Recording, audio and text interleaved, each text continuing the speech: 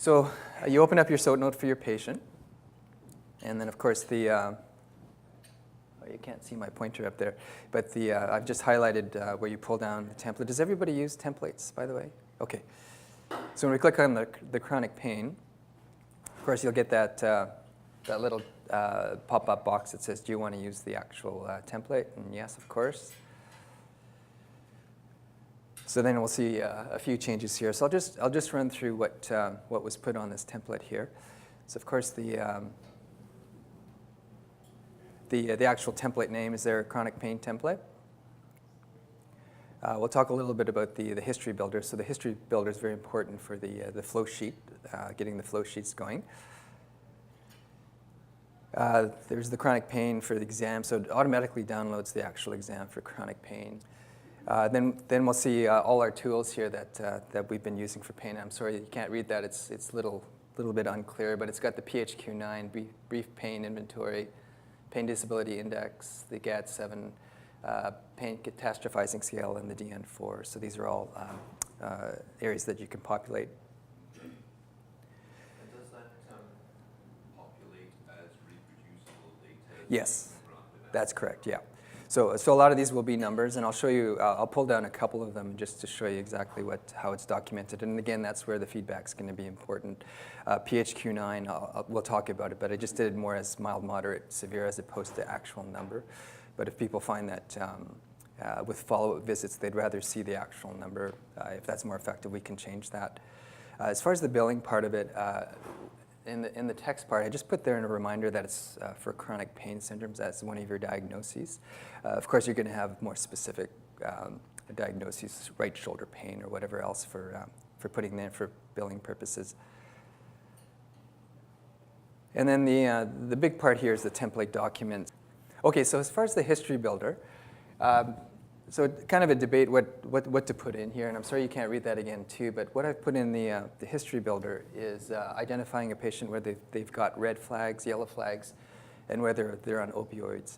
So of course you're going to have your regular subjective stuff going in there as far as their history, but as far as what's specific to pain, the red flags, yellow flags, and whether they're on opioids. So if we click on that top item which says red flags, it's automatically going to populate saying, and you can't read that, but it says Ryan has red flags which include, and then you can click on each specific one. So Ryan has a history of a possible fracture, and he's an IV drug user. So these are the items that you would click that. And I just left it open, so if you want to actually, if you're an all-inclusive charter and you want to put all the negatives in there too, then you've got the opportunity to put negative, is not a drug IV drug user, et cetera, that type of thing too. Now, if they don't have any flags, and the next thing was I said negative for yellow flags, then it will come up as Ryan has no yellow flags. And again, if you want to document everything, then you can say negative for all the items underneath it. And then it just comes down to the opioid section. So here you can say he is on opioids or he's not on opioids at this point. And then it just, then the other two items just says there was an opioid review, or so you talked about opioid, and you actually did a risk screen profile for use of opioids. Ryan has red flags, including this and this. He has no yellow flags. Ryan is currently on opioids. Okay, so moving down to some of the tools that are available here. So to answer your question, so this is the PHQ-9. So I just did it as a scale. So 0 to 4, minimal, 5 to 9, mild, 9 to 14, moderate, and then severe, sorry. If you want to change that, we can always change that too if we prefer, showing to the patient that they went from a 9 to an 8. Then I just showed the opioid risk tool again there. That was just a scale, sort of low risk, moderate risk, high risk. Okay, so as far as the templates go,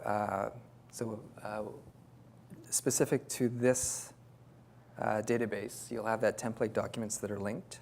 Everybody know how to link documents to a template or link documents to a problem? No. Okay, all right, yeah, that's a whole new user group session.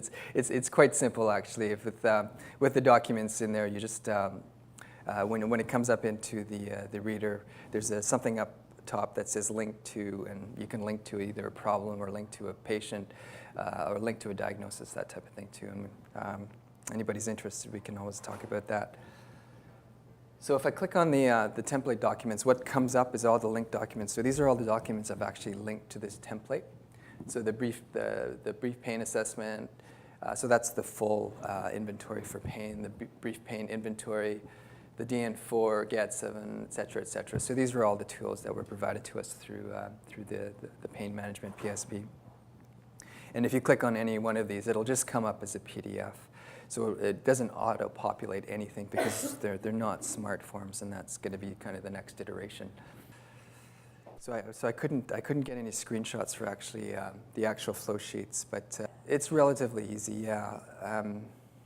So it's just on the physician work desk. You pull down configure workflow sheets, and then you get this dialog box. And so what you would do is you would pull down the actual flow sheet or condition that you'd like to develop a flow sheet for. In this case, of course, is chronic pain.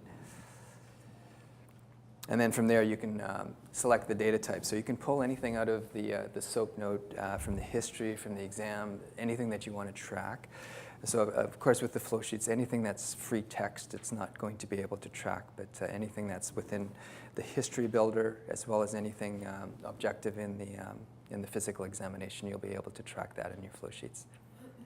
Okay, so just to quickly just go through this case trial and just see how it actually applies to the template.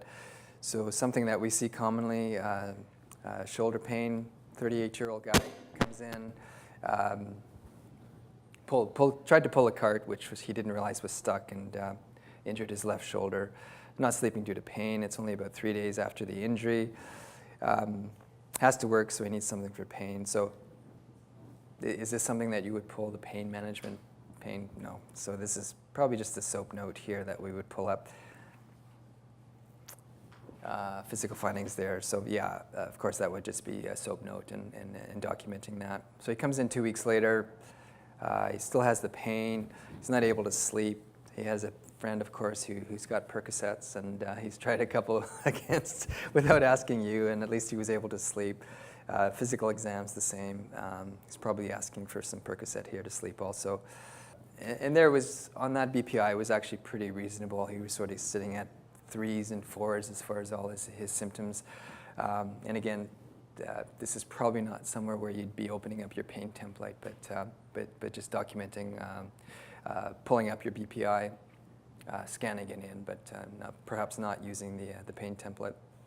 Okay, mid-July. So now we're into the chronic phase. So this is more than 3 months post-injury. His injury was in May. So this is probably where you want to start pulling your pain template up. And with the second BPI, it's showing that he's pretty much scoring 9s and 10s on everything. So there's quite a bit of progression of his symptoms from the initial presentation. And that's probably where you want to start pulling up the BPI or the pain management protocol. We tried to build the template based on some of these cases. So having your DN4,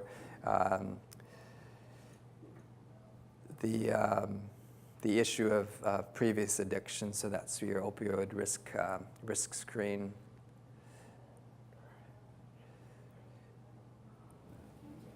All right, thank you.